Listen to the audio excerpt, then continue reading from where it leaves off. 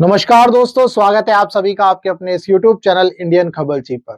दोस्तों, अगर आप हमारे चैनल पर विजिट करेंगे तो आपको एक प्लेलिस्ट मिलेगी इंडियन रोजगार के नाम से। उस प्लेलिस्ट में हम जो है जितनी भी जॉब्स निकलती हैं उस जॉब के नोटिफिकेशन को एक्सप्लेन करते हैं।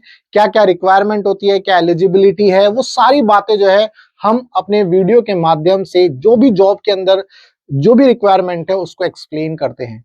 आज की इस वीडियो में मैं आपके सामने एक और नोटिफिकेशन लेकर के आया हूं। ये नोटिफिकेशन जो है रेलवे रिक्रूटमेंट बोर्ड की तरफ से आया है, डिटेल्ड सेंट्रलाइज्ड एम्प्लॉयमेंट नोटिफिकेशन, जिसका नंबर है 08/2024। इस नोटिफिकेशन में जो वैकेंसी निकली है वो ग्रुप डी की वैकेंसी है और ये लेवल 1 बेसिकली, और ये 7th सीपीसी पे मैट्रिक्स के हिसाब से जो है सैलरी मिलेगी। जैसा कि आप जानते हैं अभी सरकार ने 8th पे कमीशन जो है अभी 8th पे कमीशन को मंजूरी दे दी है और इसकी रिपोर्ट जो है जल्दी आएगी, तो जनवरी में 8th पे कमीशन लग सकता है। उसके बाद जो है काफी अच्छी सैलरी हो जाएगी लेवल 1 पर। खैर, वो तो 8th पे कमीशन की बात है। मैं आपको आज की इस वीडियो में ये बताने वाला हूं कि इस जॉब के अंदर आपकी क्या-क्या रिक्वायरमेंट है, क्या एलिजिबिलिटी है, क्या कोई एग्जाम होगा, एग्जाम कैसा होगा, कौन सा सिलेबस होगा, क्या फिजिकल एग्जामिनेशन होगा या नहीं होगा, डॉक्यूमेंट वेरिफिकेशन होगा या नहीं होगा। ये सारी बातें जो है मैं आपको आज की इस वीडियो में बताने वाला हूं। सबसे पहले जो किसी भी एग्जाम की जो जान है, सबसे पहले है डेट। आपको डेट पता होनी चाहिए। 22/1/2025 को जो है नोटिफिकेशन जो है आया, इसका पब्लिकेशन हुआ। Opening date and time of online registration application जो कि 23 जनवरी 2025 को चालू हुआ है। क्लोजिंग डेट क्या है? 22 फरवरी 2025, यानी कि आपके पास पूरा 1 महीना है इस फॉर्म को भरने के लिए। Date of application fee payment after closing date, यानी कि जब 22/2/2025 के बाद आप 24/2/2025 तक आपको फीस भरनी है, यानी कि 2 दिन एक्स्ट्रा दिए गए हैं आपको फीस भरने के।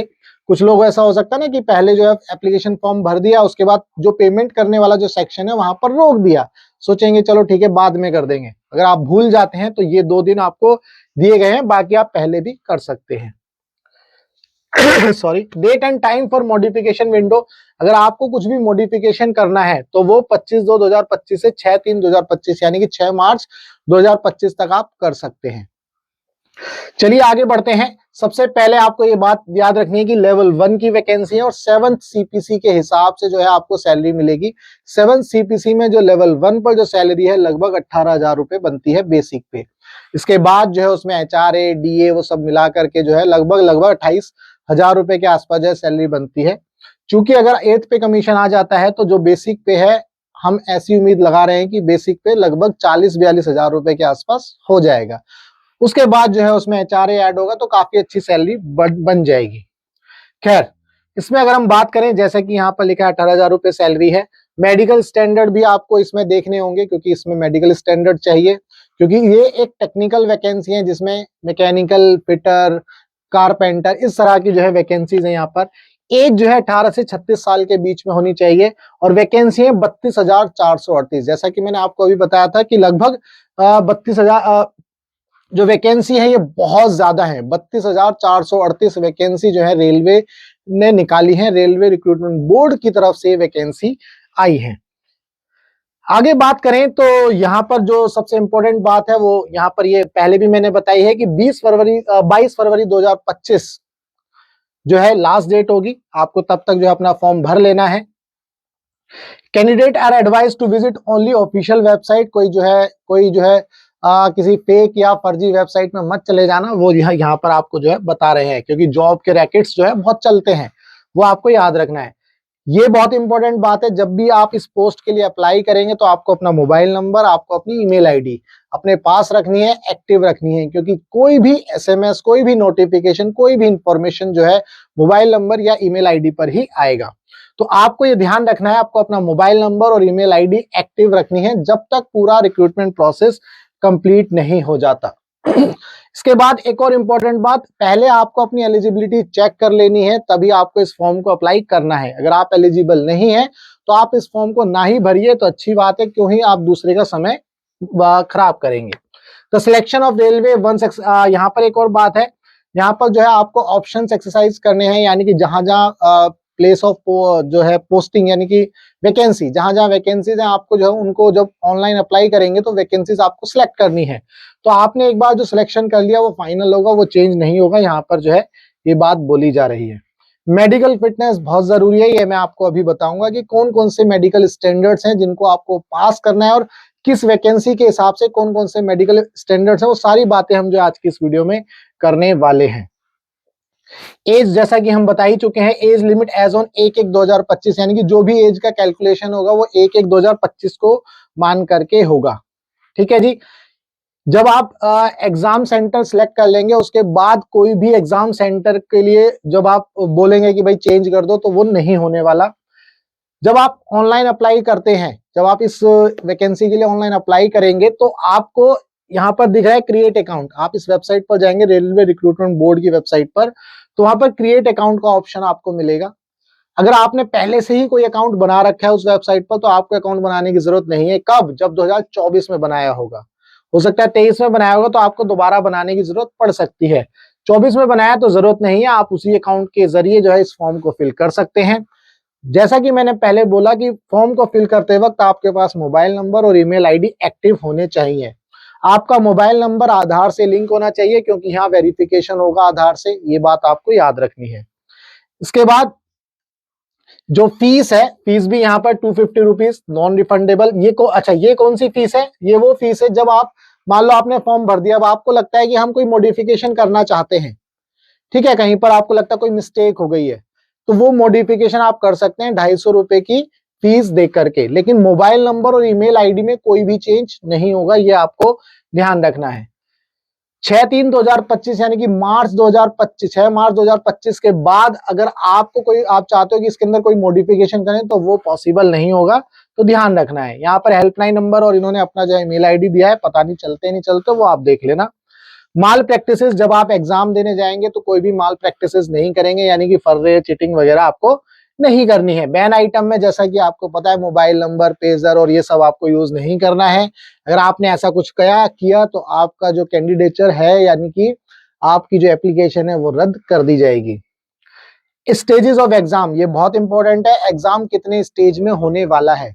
एग्जाम जो है इसमें पहले आपका कंप्यूटर बेस्ड टेस्ट होगा, फिर इसके बाद जो है आपका फिजिकल एग्जामिनेशन टेस्ट होगा, इसके बाद डॉक्यूमेंट वेरिफिकेशन, इसके बाद मेडिकल एग्जामिनेशन होगा। यानी कि 4 स्टेज में आपका ये पूरा का पूरा प्रोसेस होने वाला है, ये आपको याद रखना है।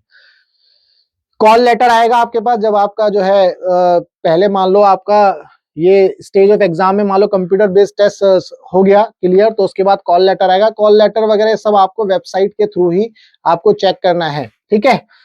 इसके बाद जो भी शॉर्ट लिस्टिंग होगी, पीईटी यानी कि फिजिकल एग्जामिनेशन टेस्ट होगा आपका। इसमें जो वैकेंसी है, जैसे 32,000 वैकेंसी मैंने आपको बताई, तो इसका तीसरा हिस्सा यानी कि 3 टाइम्स, इसमें जो है 3 टाइम्स है यानी कि 96,000 लोगों को जो है फिजिकल एग्जामिनेशन के लिए बुलाया जाएगा। जो लोग फिजिकल एग्जामिनेशन में पास होंगे उनको डॉक्यूमेंट वेरिफिकेशन के लिए बुलाया जाएगा। जिनका डॉक्यूमेंट वेरिफिकेशन कंप्लीट हो जाएगा उनको जो है किसमें बुलाया जाएगा जी? उनको जो है मेडिकल एग्जामिनेशन के लिए बुलाया जाएगा। यहाँ आपको याद रखना है जो फिजिकल एग्जामिनेशन तक तो 3 टाइम्स वैकेंसी का 3 टाइम्स लोगों को बुलाएंगे, उसके बाद जो है 1:1 में चलेगा, 1 वैकेंसी 1 कैंडिडेट। एग्जाम में नेगेटिव मार्किंग भी है 1/3, इसके बारे में हम चर्चा करेंगे जब मैं आपको सिलेबस बताऊंगा। आपका कैंडिडेचर प्रोविजनल है, ऐसा नहीं है एप्लीकेशन भरते ही आप जो है ये बोल दो रेलवे रिक्रूटमेंट बोर्ड को जी भाई साहब मेरी तो नौकरी पक्की, ऐसा नहीं बोलना है। प्रॉपर फोटोग्राफ और सिग्नेचर भी आपको यूज करने हैं अपने हैंडराइटिंग में, मम्मी पापा की हैंडराइटिंग में नहीं, ठीक है जी। With reference to original document only after qualified in this shortlisted on document verification, ये मैंने आपको स्टेजेस में बता ही दिया है। आपका कैंडिडेचर रिजेक्ट हो जाएगा अगर आपने कोई भी फॉल्स इंफॉर्मेशन दी ड्यूरिंग द रिक्रूटमेंट प्रोसेस और आफ्टर द रिक्रूटमेंट प्रोसेस भी। मान लो आपकी जॉब लग गई, आपको सैलरी भी आ गई और उसके बाद कभी वेरिफिकेशन हुआ और कोई भी डॉक्यूमेंट में फर्जीवाड़ा पकड़ा गया तो तब भी आपकी एप्लीकेशन या आपकी जो अपॉइंटमेंट है वो कैंसिल हो जाएगी इमीडिएटली। यहाँ पर बहुत इंपॉर्टेंट बात है भाई, candidate should enter their name, father's name and date of birth as recorded in, आपके जो 10th के सर्टिफिकेट में आपका नाम, आपकी डेट ऑफ बर्थ, आपके फादर का नाम जो भी रिकॉर्ड है वो आपको इसमें फिल करना है जब आप ऑनलाइन फॉर्म भरेंगे। अगर आपके नाम में कोई भी चेंज हुआ है तो आपको जो है बेसिकली गेजेट नोटिफिकेशन और जो भी लीगल डॉक्यूमेंट है वो आपको डॉक्यूमेंट वेरिफिकेशन के दौरान दिखाना पड़ेगा। सिग्नेचर ऑफ द कैंडिडेट जो है भाई should be identical in all stages. ऐसा नहीं है आपने जो है फॉर्म भरा यहाँ पर जो है किसी और तरह से सिग्नेचर कर दिए, जब आप एग्जाम फिजिकल एग्जामिनेशन के लिए गए तब वहां कुछ और सिग्नेचर कर दिए, और जब आपका डॉक्यूमेंट वेरिफिकेशन हुआ वहां कोई और सिग्नेचर कर दिए। तो सिग्नेचर सेम होने चाहिए ओवर कंप्लीट रिक्रूटमेंट प्रोसेस के दौरान। कुछ ये जो है ना मैंने ग्रीन जो पॉइंट किए हैं ये हाईलाइटेड पॉइंट्स हैं जो आपको याद रखने हैं। इसके बाद reserve the right to introduce. अच्छा, यहाँ ये बोला जा रहा है कि भाई अगर मान लो जनता ज्यादा हो जाती है, इनको लगता है कि हम सीबीटी और इंक्लूड कर सकते हैं, पीईटी और इंक्लूड कर सकते हैं, तो वो इनका राइट है। वैकेंसी जो है इंक्रीज और डिक्रीज हो सकते हैं, ये सब तो इनके अपने पॉइंट है, इनके फंडे है। ठीक है जी, और ये भी सब वही है। प्रेफरेंसेस फॉर पोस्ट और रेलवे यूनिट, जैसा कि मैंने बताया ये ऑनलाइन एप्लीकेशन में ही आपको जो है अपना प्रेफरेंसेस देना पड़ेगा। राइट टू अपॉइंटमेंट, आपका कोई राइट नहीं है, अधिकार नहीं है अपॉइंटमेंट का। आपका राइट कब बनेगा, यहाँ पर ये लाइन लिखी हुई है। रिकमेंड, ये जो आरआरबी है ये जस्ट रिकमेंडेशन देता है। जब ये रिकमेंडेशन दे देगा उसके बाद आपको जोनल रेलवे की अथॉरिटी के पास जाना है, वो आपको ऑफर लेटर इशू करेंगे, अपॉइंटमेंट लेटर इशू करेंगे। तब वहां पर जो है वैकेंसी और सेटिस्फाइंग एलिजिबिलिटी क्राइटेरिया के बेसिस पे आपको जो है अपॉइंटमेंट मिलेगा। ठीक है, आपका कैरेक्टर अच्छा होगा तब वो सारी चीजें वहां पर देखी जाएंगी। ठीक है जी, आपको एक बॉन्ड भी भरना है, ये आपको ध्यान रखना है। यहाँ पर देखो लिखा है selected candidate will have to execute security और इंडेमनिटी बॉन्ड। आपको एक बॉन्ड भी भरना है, और आपका जो है आपको ट्रांसफर के लिए कोई एप्लीकेशन नहीं देनी है भाई साहब। 5 से 10 साल तक तो आपको जहां पर जिस पोस्टिंग में भेजा जाएगा वहां पर आपको 5 से 10 साल तक तो आपको बिताने हैं। बाकी मैनेजमेंट का अपना डिसीजन है, वो आपको जो है अपने वो ट्रांसफर कर सकती है अगर वो चाहे तो। ठीक है, फ्री ट्रेन ट्रेवल फैसिलिटी, जो SC ST कैंडिडेट्स हैं उनको फ्री स्लीपर क्लास रेलवे पास जो है एडमिसिबल होगा, और ये तभी होगा जब आप जो है वैलिड कास्ट सर्टिफिकेट अपलोड करेंगे। आप इसमें कोई भी फर्जीवाड़ा ना करें, किसी को जो है परेशान ना करें, यहाँ पर ये लाइन लिखी हुई है। बस यहाँ पर जो है मुद्दे की बात तो यही सब थी। वैकेंसी की बात करें तो वैकेंसी जो है एनेक्सर ए में मिलेंगी हमें, एनेक्सर बी में भी जो है पोस्ट वाइज जो है पता चलेगा सारी चीजें। यहाँ पर पोस्ट पैरामीटर लिखा है, सॉरी, एनेक्सर ए में पोस्ट पैरामीटर लिखा है, क्या क्वालिफिकेशन होगी, मेडिकल स्टैंडर्ड क्या होगा, और एनेक्सर बी में जो है वैकेंसीज के बारे में लिखा होगा, SC की कितनी वैकेंसीज हैं, ST की कितनी पोस्ट है, वो सारी चीजें यहाँ पर होंगी। जैसा कि मैंने आपको बताया medical standard for the post, अगर हम मेडिकल स्टैंडर्ड देखें तो सीरियल नंबर 1 में जो मेडिकल स्टैंडर्ड है A2 physically fit in all respects, तो उसके बाद क्या क्या विजुअली एक्विटी है वो सारी डिटेल यहाँ पर लिखी है। तो आपको मेडिकल स्टैंडर्ड भी ध्यान रखना है, क्योंकि आपका फाइनली जो है मेडिकल टेस्ट होगा, उसके बाद जब आप मेडिकली फिट पाए जाएंगे तभी आपको जॉब मिलेगी। तो यहाँ स्टैंडर्ड लिखे A2 A3, देखिए यहाँ पर B1 B2 C1 C2। अब ये पोस्ट के हिसाब से अभी मैं दिखाऊंगा, जैसे ये स्टैंडर्ड लिखे हैं, ये रिक्वायरमेंट है, ये स्टैंडर्ड आपको मीट करने हैं जहां पर भी पोस्ट आएगी। मैं अभी आपको दिखाऊंगा A1 B1 A1 A2 B1 B2 C1 C2 इस तरह के जो है ये सारी चीजें। तो खैर यहाँ पर अब आगे कुछ नहीं है, आगे बढ़ते हैं। इसके बाद भाई एलिजिबिलिटी क्या है, आप इंडिया के सिटीजन होने चाहिए, नेपाल के भी हो सकते हैं, भूटान के भी हो सकते हैं, और जो है आप तिब्बतियन रिफ्यूजी भी हो सकते हैं, लेकिन बशर्ते आप 1 जनवरी 1962 के बाद से पहले आए हों, है ना। यहाँ पर ये बेसिकली आपकी नेशनलिटी और सिटीजनशिप के बारे में बात हो रही है। एज लिमिट क्या है, ये बहुत इंपॉर्टेंट है। एज लिमिट क्या है, 18 से 33 साल के बीच में होनी चाहिए। Prescribed as in normal course, अब चूंकि हमारे देश में कोविड आया था उस दौरान, तो इन्होंने जो है इसको बहुत बड़ा as as applicable to this CN, इस CN के लिए 18 से 36 साल है, इस वाले CN के लिए, यानी कि जो नोटिफिकेशन आया है ये आपको समझना है। इसके बाद एज रिलैक्सेशन है, अगर हम OBC की बात करें तो 3 साल का रिलैक्सेशन है, SC ST की बात करें तो 5 साल का, एक्स सर्विसमैन की बात करें तो 3, 6 और 8, ये डिपेंड करेगा अनरिजर्व्ड है, OBC है या SC ST है। इसके बाद कोई भी पर्सन विद बेंचमार्क डिसेबिलिटी है तो उसके लिए भी अनरिजर्व्ड में 10 साल, OBC में 13, SC में 15 साल का। इस तरह से जो है ये आप देख सकते हो कि यहाँ पर जो है जो एज का रिलैक्सेशन दिया गया है। तो यहाँ पर आपको ये बात याद रखनी है। अगर आपको इसमें किसी भी पॉइंट पर डाउट होता है तो आप इस वीडियो में कमेंट करना, आपके डाउट को जरूर सॉल्व कर दिया जाएगा। कहीं पर भी आप अटकते हैं तो आप मुझसे सवाल पूछ सकते हैं। अगर हम बात करें डेट ऑफ बर्थ की तो जो डेट है, बेसिकली डेट से हम आइडिया लगा सकते हैं। 18 से 36 साल का एज होने के बीच में एज होनी चाहिए। अनरिजर्व और ईडब्ल्यूएस के लिए 2/1/1979 से पहले जन्म नहीं होना चाहिए, ये बताया जा रहा है।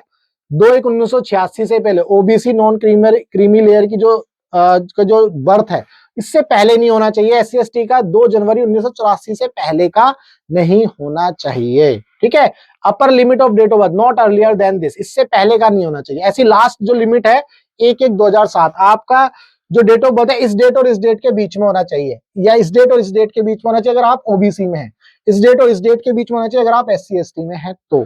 ठीक है जी, यहां पर आपको ये जो है बेसिकली एज रिलैक्सेशन के बारे में बताया है। अब यहाँ पर एक और इंपॉर्टेंट बात है, बहुत सारे लोग ऐसे हो सकते हैं, कोई मान लो एक्स सर्विसमैन भी है, एससी भी है, और उस केस में उसको क्या एज रिलैक्सेशन मिलेगा, जो भी मैक्सिमम एज रिलैक्सेशन होगा वो उस कैंडिडेट को मिल जाएगा। ठीक है, यहाँ पर वो लाइन लिखी हुई है।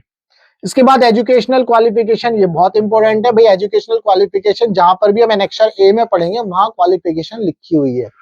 इसके अलावा अगर कोई भी ऐसा बंदा है जिसने डिग्री करी हो, डिप्लोमा किया हो, बीटेक किया हो, वो इसमें एलिजिबल नहीं है, ये आपको ध्यान रखना है। Those awaiting result of their final examination, मान लो किसी का फाइनल एग्जामिनेशन का रिजल्ट आने वाला है, अभी नहीं आया है, तो वो इसमें एलिजिबल नहीं है। हाँ, इस बीच में फाइनल रिजल्ट आ जाता है तो आप एलिजिबल हैं, आप भर देना, लेकिन अगर नहीं है तो नहीं भर सकते। ये आपको याद रखना, 22 फरवरी 2025 जो लास्ट डेट है, उससे पहले का अगर किसी का रिजल्ट आ गया तो वो भर सकता है।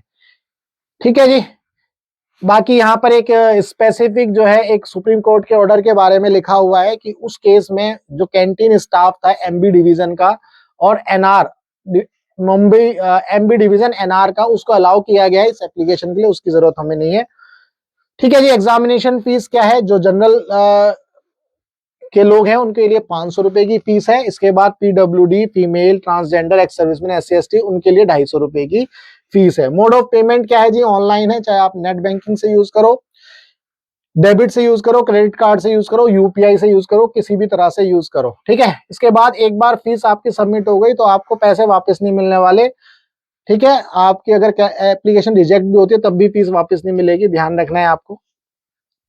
इकोनॉमिकली बैकवर्ड क्लासेस की जो एनुअल इनकम है वो लेस देन 50,000 होनी चाहिए। इकोनॉमिकली बैकवर्ड क्लास ईबीसी, अगर आपको एक और आएगा है ना, क्या बोलते हैं उसको, अभी पढ़ेंगे हम। ये आपको डॉक्यूमेंट वेरिफिकेशन के दौरान आपको एक सर्टिफिकेट जो है इश्यू होता है सरकार की तरफ से, वो आपको सर्टिफिकेट ले जाना है, यानी कि इनकम सर्टिफिकेट आपको दिखाना है। There will be no refund of examination fees for erroneous और इनकम्प्लीट और रिजेक्टेड एप्लीकेशन, इसके लिए कोई भी फी रिफंड नहीं होगी। यहां पर आपको ध्यान रखना है वर्टिकल रिजर्वेशन है। वर्टिकल रिजर्वेशन किस किस के लिए, एससी एसटी और ओबीसी जो नॉन क्रीमी लेयर है, इकोनॉमिकली वीकर सेक्शन, ईडब्ल्यूएस, इनके लिए वर्टिकल रिजर्वेशन है। अगर हम बात करें हॉरिजॉन्टल रिजर्वेशन की, तो हॉरिजॉन्टल रिजर्वेशन किसके लिए, ईडब्ल्यूएस के लिए, इकोनॉमिकली वीकर सेक्शन के लिए हॉरिजॉन्टल रिजर्वेशन है। कहां था भाई, देखें अभी, सॉरी, हॉरिजॉन्टल रिजर्वेशन जो है आपका एक्स सर्विसमैन के लिए है, एक्स सर्विसमैन के लिए, इनके लिए तो वर्टिकल रिजर्वेशन ही है, ईडब्ल्यूएस के लिए भी। ठीक है, अच्छा, ईडब्ल्यूएस कौन होंगे, जिनकी जो फैमिली इनकम है 8 लाख रुपए से कम होगी, ये आपको याद रखना है, यहाँ पर ये इंपॉर्टेंट बात लिखी हुई है। इसके बाद जो है यहाँ पर एक्स सर्विसमैन के लिए मैंने बता दिया हॉरिजॉन्टल रिजर्वेशन है। ठीक है, इतना सारा डिटेल पढ़ने की वैसे जरूरत नहीं है, मैं बहुत इंपॉर्टेंट चीजें बता रहा हूँ। पर्सन विद बेंचमार्क डिसेबिलिटी आपको पता है, कोई विजुअली चैलेंज्ड है, ब्लाइंड है, डीफ एंड डम्ब है, लोकोमोटर डिसेबिलिटी हो सकती है, तो वो यहाँ पर ये सारी डिटेल जो है पढ़ सकते हैं। ठीक है, अब मुद्दे की बात पर आते हैं। मेन जो है सिलेबस और एग्जाम का पैटर्न कैसा होगा, ये हम जो है अब आगे देखने वाले हैं जी। ठीक है, बहुत बढ़िया, ये आ गया जी, ये सबसे इंपॉर्टेंट है, इस पूरी वीडियो की जान है। तो अब इस वीडियो को आप ध्यान से देख सकते हैं। चार स्टेज में ये टेस्ट होगा, कंप्यूटर बेस्ड टेस्ट होगा, फिजिकल एफिशिएंसी टेस्ट होगा, डॉक्यूमेंट वेरिफिकेशन और मेडिकल एग्जामिनेशन में आपको बता चुका हूं। कंप्यूटर बेस्ड टेस्ट में आपके 100 क्वेश्चन आएंगे, जिसमें से 25 क्वेश्चन जनरल साइंस के, मैथमेटिक्स के 25, जनरल इंटेलिजेंस और रीजनिंग के 30 और जनरल अवेयरनेस के 20 और करंट अफेयर्स के, तो टोटल जो है आपके 100 क्वेश्चन होंगे। और टाइम कितना मिलेगा आपको, 1.5 घंटा, 90 मिनट का टाइम मिलेगा। नेगेटिव मार्किंग है 1/3, ये आपको समझना है। इसके बाद अगर हम सिलेबस की बात करें, बहुत इंपॉर्टेंट, मैथमेटिक्स में सिलेबस क्या है देख लो यहाँ पर, ये सिलेबस है मैथ्स का, नंबर सिस्टम है, बोर्ड मास है, डेसिमल फ्रैक्शन, लगभग जो है जो आपने 10वीं तक की मैथ्स पढ़ी है पूरी की पूरी मैथ्स यहाँ पर आपको आनी चाहिए, 10वीं तक की मैथ। ऐसे ऐसे ही जनरल इंटेलिजेंस है, रीजनिंग में एनालॉजीज है, अल्फाबेट्स है, नंबर सीरीज है, डिसीजन मेकिंग है, सिमिलरिटीज है, ये सब जो है यहाँ पर दिया हुआ है। ऐसे ही जनरल साइंस, जो भी 10वीं के लेवल की जो साइंस है वो आपको यहाँ पर आनी चाहिए। General awareness on current affair, भाई करंट अफेयर के ऊपर या जनरल अवेयरनेस के ऊपर आप जो है डेली के जो है थोड़ी बहुत न्यूज और कुछ कुछ जो अखबार पढ़ते रहो तो आप जो है यहाँ पर इसको कवर कर सकते हो। यहाँ पर टॉपिक भी दिए in science and technology, sports, culture, personality, economics, politics, है ना। तो यहाँ पर जो है ये सारी पॉइंट्स दिए हुए हैं। सबसे इंपॉर्टेंट फिजिकल एफिशिएंसी टेस्ट, जो लोग कंप्यूटर बेस्ड टेस्ट को जो है क्लियर करेंगे तो 3 टाइम्स जो है फिजिकल एग्जामिनेशन टेस्ट के लिए बुलाया जाएगा, सॉरी फिजिकल एफिशिएंसी टेस्ट के लिए बुलाया जाएगा। तो मेल कैंडिडेट और फीमेल कैंडिडेट के लिए यहाँ पर जो है कंडीशंस लिखी हुई है, क्या क्या पैरामीटर है। मेल कंडीशन के लिए should be able to lift and carry 35 kg of weight for a distance of 100 metre, 35 kg का वेट आप अपने अपने ऊपर कैरी करोगे और 100 मीटर तक जो है चलोगे। कितनी देर में, 2 मिनट तक, 2 मिनट तक आपको चलना है और एक ही बार में, in one chance, without putting the weight, आपको वेट उठा करके रखना नहीं है, ये ध्यान रखना है। इसके बाद दूसरी कंडीशन है should be able to run for a distance of 1000 metre in 4 minute and 15 second, यानी कि 1 किलोमीटर आपको 4 मिनट 15 सेकंड में दौड़ना है। ये मेल कैंडिडेट के लिए। सिमिलरली फीमेल कैंडिडेट के लिए 20 kg का वेट अपने ऊपर रखना है और 100 मीटर तक दौड़ना है 2 मिनट तक, मतलब चलना है, दौड़ना है, जैसा भी है, वन चांस, एक ही चांस में। उसके बाद आपको 1000 मीटर तक जो है दौड़ना है और 5 मिनट 40 सेकंड के अंदर, एक ही चांस में।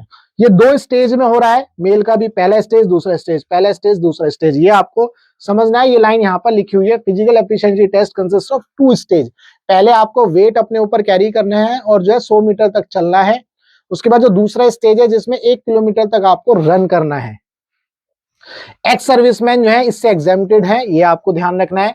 प्रेग्नेंट फीमेल कैंडिडेट भी इससे एग्जेम्प्टेड है, लेकिन उनको एक डिक्लेरेशन देना होगा कि वो प्रेग्नेंट है।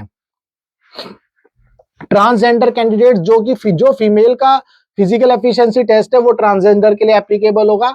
यहां तक जो है फिजिकल एग्जामिनेशन हो चुका है। अब इसके बाद document verification and empanelling of candidate, तो यहाँ पर आपको डॉक्यूमेंट वेरिफिकेशन के लिए बुलाया जाएगा। जो भी आपके डॉक्यूमेंट्स हैं वो आपको लेकर के जाने हैं। इसके बाद अगर हम बात करें हाउ टू अप्लाई के लिए हम सेपरेट वीडियो बना देंगे जिसमें आपको पूरा प्रोसेस समझा देंगे कि किस तरह से जो है इस फॉर्म को भरना है। अगर किसी को भी डाउट होता है तो इस वीडियो में कमेंट करना, हम जरूर जो है हाउ टू अप्लाई की एक वीडियो इस नोटिफिकेशन के लिए लेकर के आएंगे।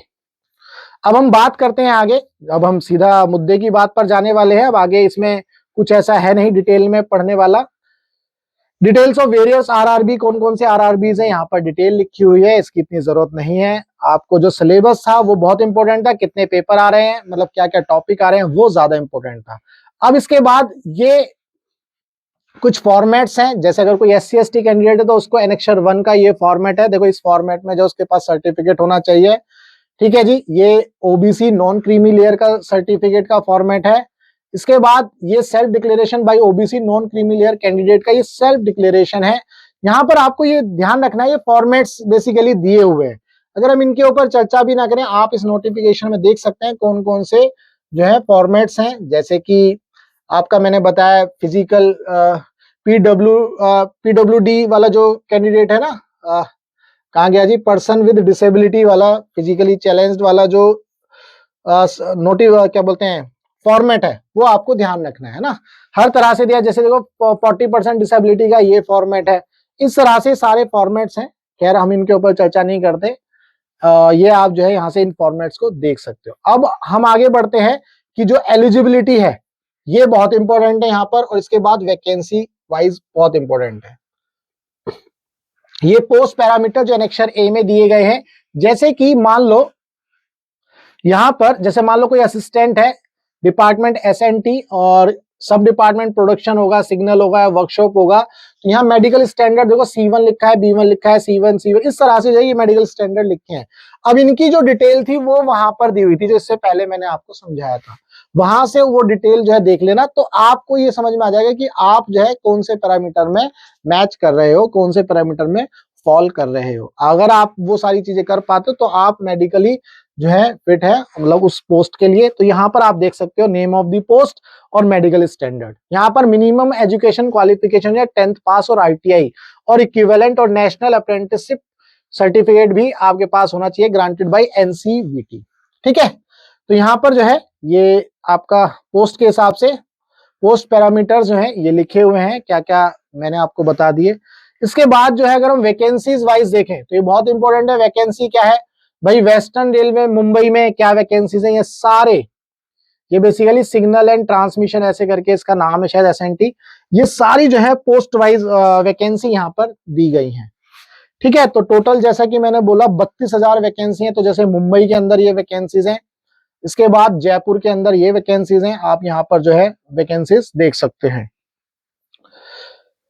फिर हुबली, यानी कि हुबली के अंदर साउथ वेस्टर्न रेलवे में ये वैकेंसीज हैं। इसके बाद जबलपुर वेस्ट सेंट्रल रेलवे में ये वैकेंसीज। इसके बाद भुवनेश्वर उड़ीसा के अंदर ये वैकेंसीज। इसके बाद यहाँ पर जी बिलासपुर छत्तीसगढ़ ये वैकेंसीज हैं। न्यू दिल्ली नॉर्दर्न रेलवे में यहाँ पर ये वैकेंसीज है। किसी को दिल्ली में आना है तो भाई दिल्ली का कोई लौंडा होगा वो जो है यहाँ पर भर सकता है। इसके बाद चेन्नई के अंदर वैकेंसीज है, गोरखपुर के अंदर वैकेंसीज है। तो यहाँ पर आप जो है इन वैकेंसीज को नोटिफिकेशन के अंदर देख सकते हो, जो कि टोटल वैकेंसी कितनी है, लगभग 32,000 वैकेंसीज है। तो दोस्तों आज की इस वीडियो में पूरा का पूरा मैंने आपको ये एक्सप्लेन किया कि आप जब इस फॉर्म को भरेंगे, आप क्या इस फॉर्म को भर सकते हैं, एग्जाम में क्या क्या चीजें आने वाली हैं, क्या सिलेबस रहने वाला है, ठीक है, क्या नेगेटिव मार्किंग होगी, कितने स्टेज में ये एग्जाम होगा, कितने मल्टीपल्स यानी कि कितने टाइम्स जो है CBT एग्जाम के बाद फिजिकल एफिशिएंसी टेस्ट के लिए लोग बुलाए जाएंगे, वो सारी डिटेल जो है मैंने आपको आज की इस वीडियो में इस नोटिफिकेशन को में एक्सप्लेन करी। इसके बाद अगर किसी को कोई डाउट है तो आप इस वीडियो में नीचे कमेंट करना। आपके कमेंट को ध्यान में रखते हुए आपका जो भी डाउट होगा उसको जरूर सॉल्व करेंगे। अगर आप चाहते हो हाउ टू अप्लाई वाली वीडियो भी बनानी है तो हम जो है जरूर बनाएंगे, लेकिन आप कमेंट करना, तब हम आपके लिए हाउ टू अप्लाई वाली वीडियो भी जरूर बना देंगे। तो चलिए मिलेंगे हम अपनी नेक्स्ट वीडियो में, तब तक